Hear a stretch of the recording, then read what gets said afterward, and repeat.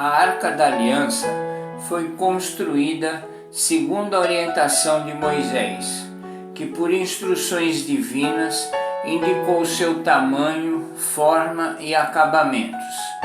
Nela foram guardadas as tábuas dos 10 mandamentos, a vara de Arão e um vaso com maná. A arca não era uma representação, mas os hebreus a tinham como a presença de Deus.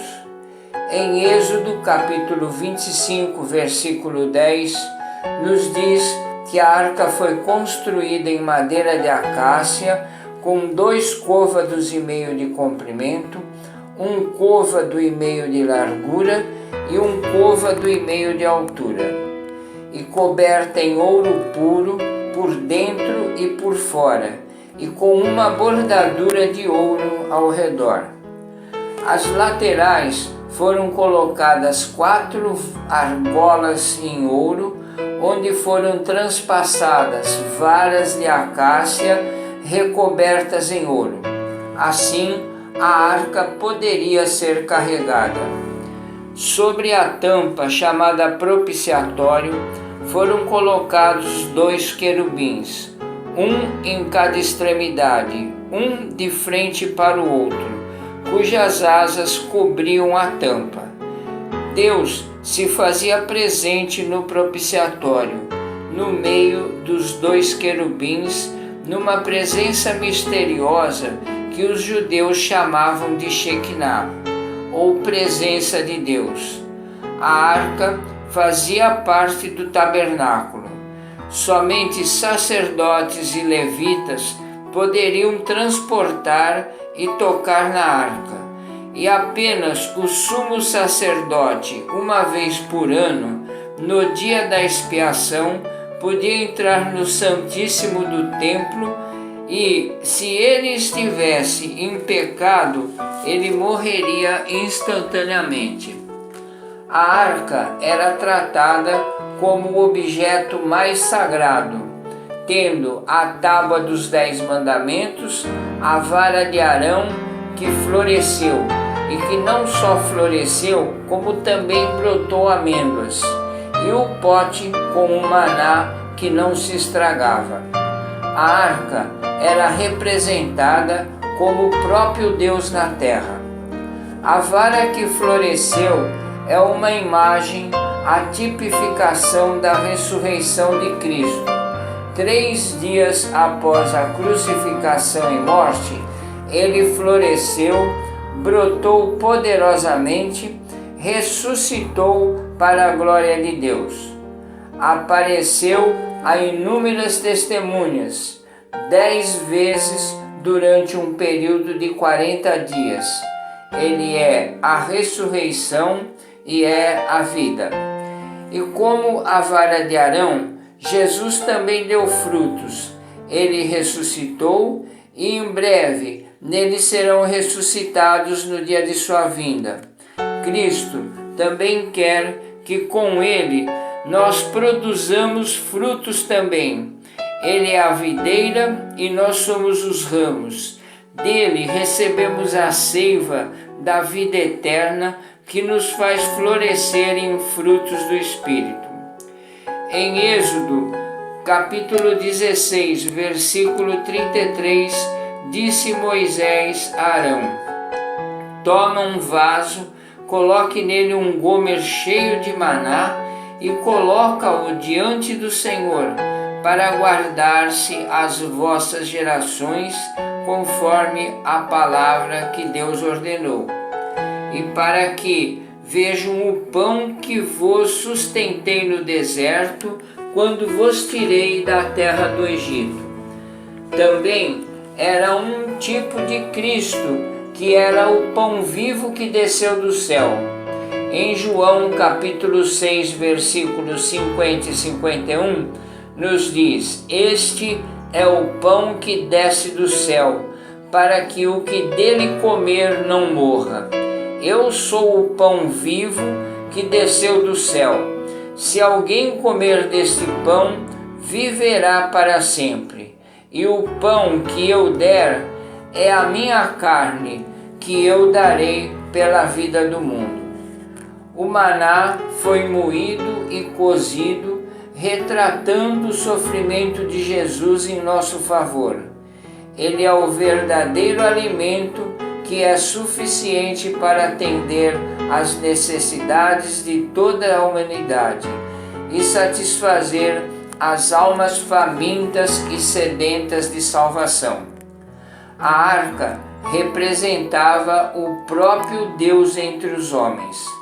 A crença de sua presença fez com que os hebreus carregassem a arca frente a diversas situações.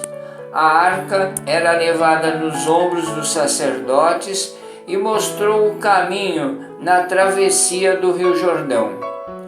As águas se abriram em ambos os lados e os hebreus passaram em terra seca.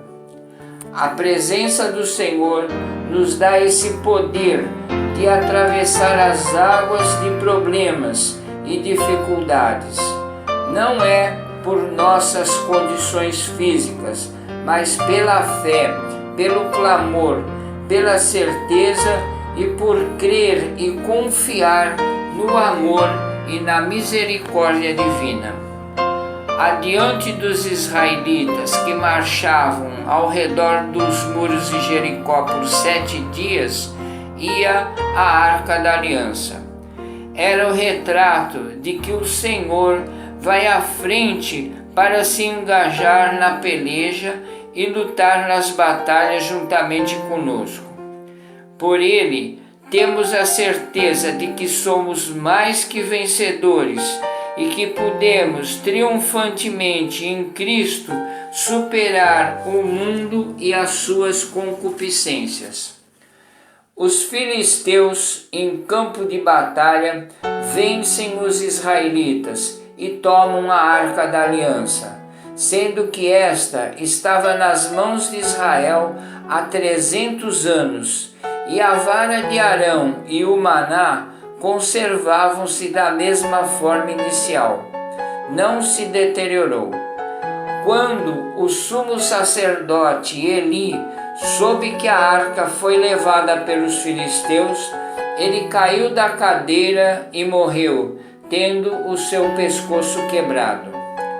Em 1 Samuel capítulo 4, versículo 19, nos diz que sua nora, mulher de Finéias, estando grávida e sabendo que seu sogro e marido haviam morrido, acabou dando à luz.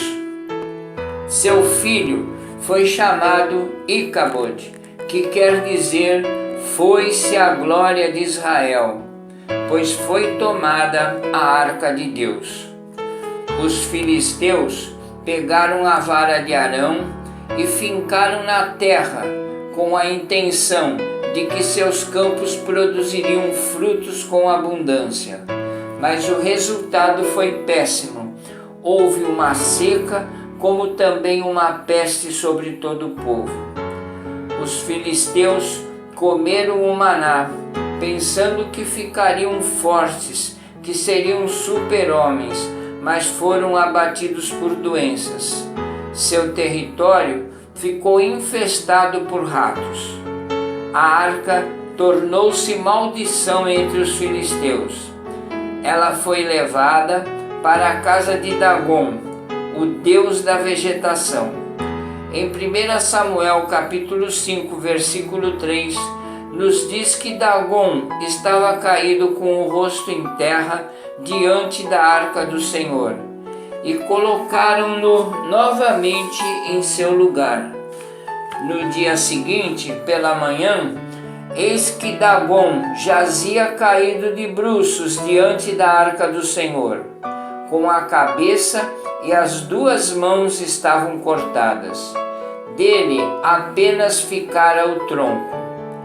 Os sacerdotes de Dagom foram feridos de tumores, como também o seu território. Tanto pequenos como grandes foram acometidos de tumores.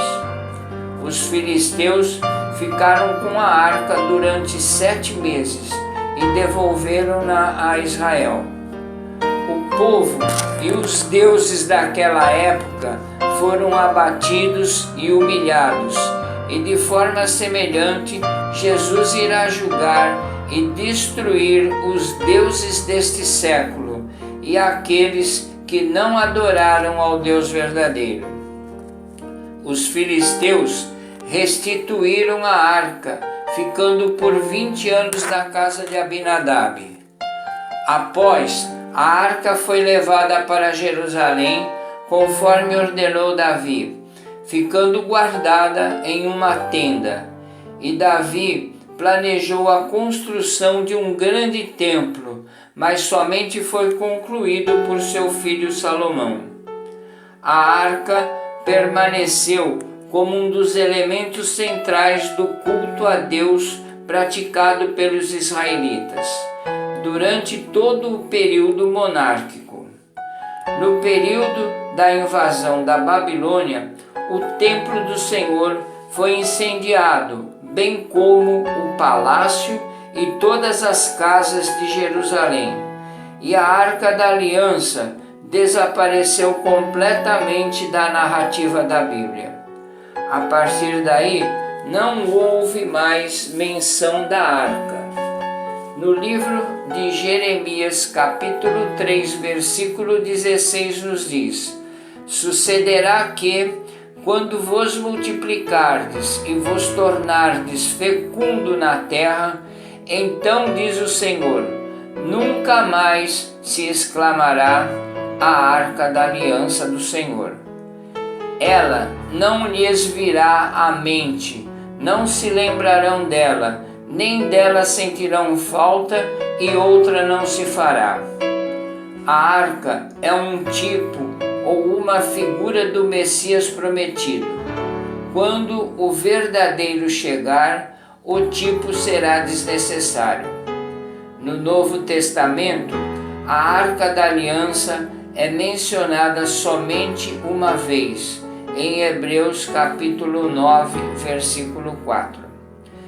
Em Apocalipse, em uma das visões de João Evangelista, ele menciona ter visto a arca, que está no capítulo 11, versículo 19. Abriu-se então o santuário de Deus, que se acha no céu, e foi vista a arca da aliança, no seu santuário, e sobrevieram relâmpagos, vozes, trovões, terremoto e grande saraivada. A história da arca foi longa e ilustre. A arca era levada à frente dos filhos de Israel, a caminho do seu lugar de descanso. A arca, indo diante dos israelitas, representava o Senhor caminhando à nossa frente, o pastor à frente das ovelhas e do seu rebanho, o bom pastor a nos conduzir no caminho que devemos seguir durante a nossa peregrinação no deserto deste mundo. Amém? Eu sou Carlos Calmar e aqui aprendemos que o povo amado e escolhido do Senhor nos deixou um histórico de dor e sofrimento por terem desobedecido às leis de Deus. Mas hoje podemos dizer que somos privilegiados, pois foi através dos nossos antepassados que Deus preparou um povo para enviar seu Filho amado Jesus Cristo, para que todo aquele que nele crê não pereça, mas tenha a vida eterna. Louvado e glorificado seja o nosso grande Deus Todo-Poderoso, e que o sangue de Jesus, que foi derramado no Calvário, venha nos cobrir, nos livrando de todo mal e nos dando a vitória da vida eterna. A paz do Senhor Jesus.